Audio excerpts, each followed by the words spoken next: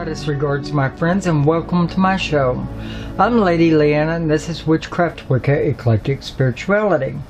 Now, recently I've had the question put to me by people that were just learning, is working with the moon phases, the energy of the moon, is it utterly necessary? The answer inevitably would be no, if you have other sources at which you would draw from. A lot of witches work with the moon because it does emit a high level of energy in the earth and sky to actually tap into and put it to work for you within that particular working. I'll put it this way, I like to work with the moon. I like to use any kind of energy that I could possibly get a hold of to put it into my work, because if I sat down to actually accomplish a certain feat, then I want to make sure it's done, and I want to make sure it's done right and powerfully, because I don't like the feeling of coming out of a supposed spell work and feeling empty, like it couldn't render any possible results, and generally because there was a lack of some kind of energy that was necessary to go into that work. Working with the moon phase, see, what kind of energy is the moon actually emitting whenever it's in the new moon phase? It's not really emitting a lot of energy at all. And in the upper moon phases, the full moon, it's emitting a great deal of energy. I like to work on the full moon with a lot of my different deeds, even whenever it's the idea of getting rid of something, making something go away from me, or the new birth of an idea or an implantation, anything that generally a lot of people specify that the new moon should work with. I like to work with the full moon under all situations for the most part, because there is a high level of energy in there, and if I'm going to do a spell, I like a good amount of energy, even whenever it entails that something is becoming more invisible or going away from me, etc. So, I mean, that's my take on it. I do pay attention in certain spells to do with, you know, the lowering of the moon, but typically, you know, the new moon, there's not a lot of energy there. The moon is asleep, or it's in the womb of the goddess once more, ready to be rebirthed. That's how I say it. But basically, I like to work with either the full moon as it's up and coming, or the waxing moon as it's full but going down. That means the 3 days of the moon heightening and 3 days of the moon lowering. And I like to put that lowering moon, but while it's still in its high powerful aspect, I like to put that to work for me, because it says the same thing as things going away or disappearing, etc., but at the same time there's a lot of energy to work with there, so that I can tap into it and put it into my spell work, whether it's a talisman, charm, potion, or a ritual giving thanks, or whatever. I mean, it could be anything, but I do pay attention to the moon, but generally in the highest levels. The new moons, well, now there is one thing that I like to use the new moon for that I have found to be very efficient, and that is the void spells. Anything that deals with void, putting anything into the void. So there are exceptions, but how many people actually work with voids? I mean, there might be quite a few of them. I've been doing it all my life, and more than just about any other kind of work, as I kind of like to jump the hedge a little bit, and I like to travel into the different astrals and go and do many things, summon, etc. I guess I'm a bit of a hedge witch in that regard, but basically I like to open voids and mirrors, and I like to do certain works where I will either travel through the void or into the void, or I will put something into the void that will eventually be eaten away or whatever, someplace within the void, because there are astrals inside the void as well. And so on new moons, when the moon is at 0% up to 3% maximum, I like to work with void spells and do certain things like that. And so that is where the new moon could come in handy, and different other rituals where you might want very little energy on the earth, very little to be illuminated or seen, etc. A lot of magicians like to work with the voids, and at least ones that I know. And certain healers like to work with voids too, because there are certain things in illness that you want to put into the void so it doesn't afflict anyone else in the future, or it doesn't afflict this one patient, for lack of a better term, this one ailing person. Put it into the void, therefore it won't touch them ever again, especially if it is an affliction that has been constant throughout their life or whatnot. So there are void spells that I would say are really good for using the low moon, the lowest moon, the darkened moon. And so that's where I would work with that. But you see, back to our original point, a lot of people do like to work with the moon, although there's a lot of people like myself that say, you know, I feel like doing this one particular spell. I'm wanting it done now. I'm not going to pay attention to the moon, but I will. And that depends on how urgent it is, really. I will grab on to many different other forces which I could draw from and tap into and use their energy and apply it into the spell work that I'm doing, or grab a few quick friends or something along that lines when I need more energy. Candlelight, more candlelight, although it could get awfully hot in the room depending on how much you do. So there are many different things at which you could tap into for the energy. The earth itself is really good for that, even when the moon is in the low position, the darkened position.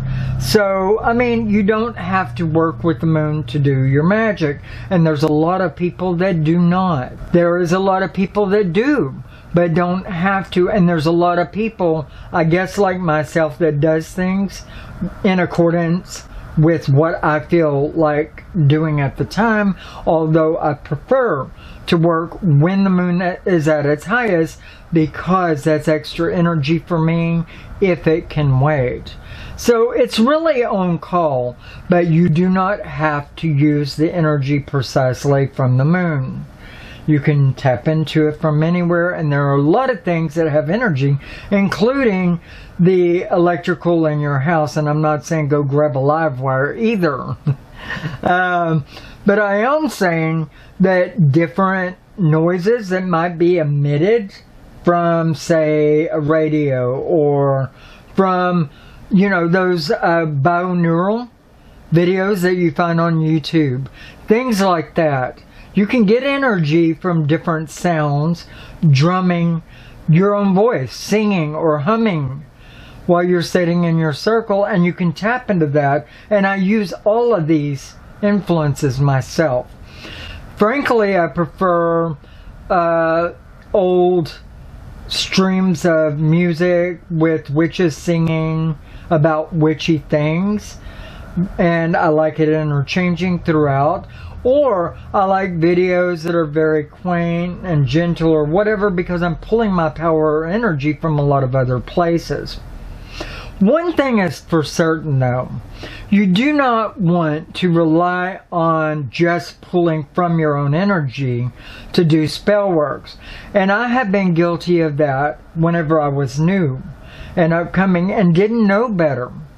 I was relying only on my own energy that I would build up, and I would be wiped out for days, and I thought it was normal.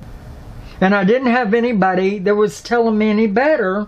In 1983, that's kind of hard to come by. But I was relying on my own energy, pulling from myself, exhausting my own forces, or whatever you want to call it, exhausting those and then being depleted for days, and then trying to come up natural and being around other people, building it up on my own, and it's wrong. You do not want to rely on your own energy, and if I had had anybody tell me any better than that whenever I very first started, which was only, you know, a short amount of time, because it wasn't long I ran across a group of people that were dancing in the woods, just enjoying themselves in the night. And, well, I mean, I meshed. But when you have a group of people, and this is also very important, when you have a group of people, you have almost a reservoir of energy at which you could draw from if they're sharing. And you definitely don't want to vamp energy from other people. Of course, this is all a different video, you know, but when they're all dancing together and sharing energy and all of that, it's a giving anyway. But you can talk other people to coming into circle with you and helping you with the tasks that you've got on your plate.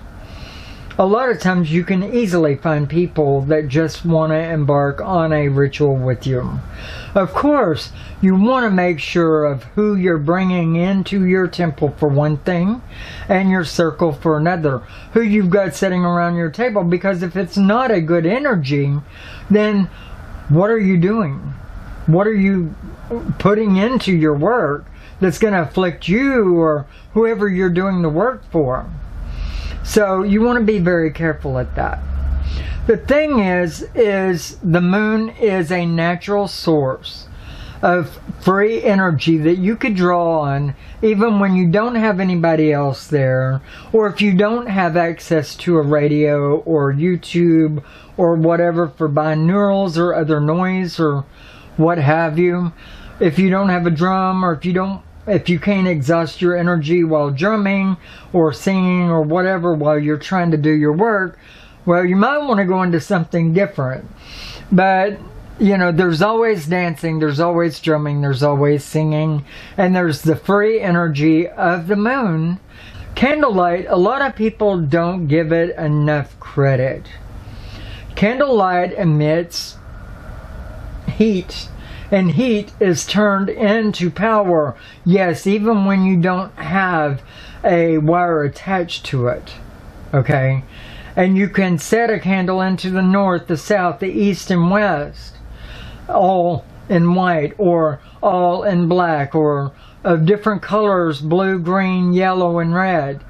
You know, and then 2 on your altar, 1 for masculine, 1 for feminine. Well, there's 6 sources of energy right there which you could draw from in your work to make it work for you. And then you have the energy of the earth. And if the moon is in any kind of a powerful place at that time, any kind of a big moon, then you could use that energy to work for you if you're not working for voids or working with voids. The sun is a good energy to work for. Let's not forget the god either, because the sun in proper respect could be of a good energy for you. And so draw upon that, use it, do your spell work in the daytime if it is a money spell or golden wealth spell. You know, if it's a healing spell, if it's a gardening and growing things or educational and growth spell of any sort. Use that sun's energy and put it to work for you. But no, there's so much out there that we don't have to rely on the energy of the moon one way or the other. So there's so much at our fingertips. You do not have to go by either the seasons, the moon phases, the sun phases, you know, and by that I'm talking about eclipse, obviously. That's really the only sun phases that I know of. You know, I mean, you don't get the waning sun or the waxing sun, although that would be interesting to see, but I don't know that I would want it. I guess in Alaska, I mean, you might get phases. I mean, you go without the sun being out for certain great amounts of time and stuff like that. So that's a bit scary. I mean, I fear for them, you know, in the wintertime. But anyway, I'm just being funny here, cutting up. And there is a lot I don't know. Seriously. But who knows everything, right? And why do we come back life after life after life if it wasn't to gain new informations or to add to that which we've got, to grow and expand and to eventually be at that place to where maybe we don't have to again. We can become at one with the God system, the infinite, the all, whatever you predeem that to be. Well, hopefully I've given you some food for thoughts whenever it comes to the good question that you asked. Do I absolutely have to work with the moon phases when I'm dealing with witchcraft and Wicca? And of course the answer to that is no. And hopefully I gave you some alternates to work with if you didn't want to work with the moon phases.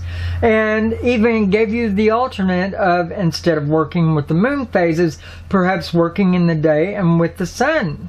And if maybe you wanted to work between them by working with an eclipse, but definitely you want to steer clear of dealing with voids until you know absolutely that you're ready for that. But, you know, by all means, if you feel inclined to do so and wish to support the channel, think about getting a professional reading done by me, face to face and on video call or in person if you're ever down my way, and I will be glad to be at one with you. For video call readings, I like to use Facebook Messenger and Skype, and if you have other alternate ideas, then by all means let me know about it. The email account should be across the bottom of the video here. Do message me to let me know that you would like to check in to get a reading from me and ask questions about that. Take care of yourself, and brightest regards. Bye-bye.